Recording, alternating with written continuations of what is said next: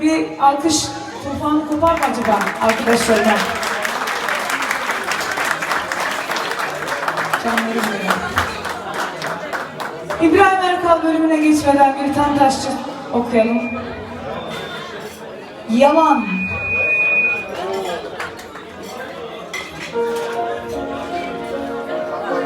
Barış'cığım.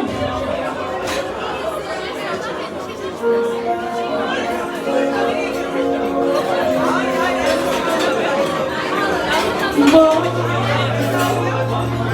neler oldu,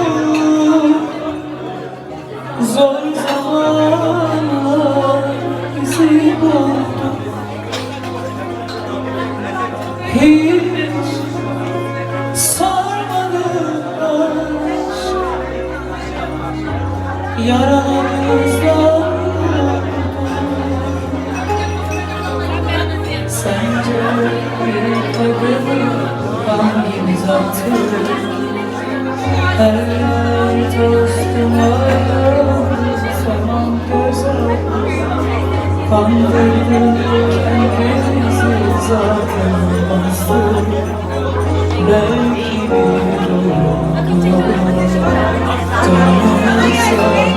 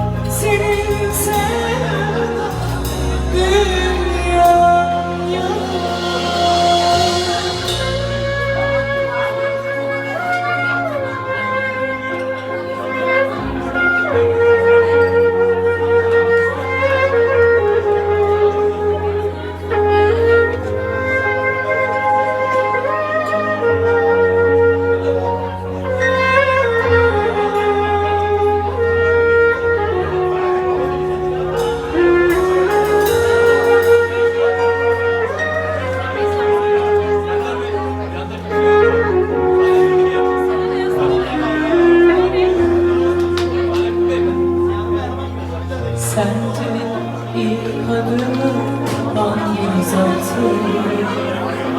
Her toz duman zaman göz ardı. Kandırdık kendimizi zaten olmazdı. Belki bir oyundu, canımız yandı.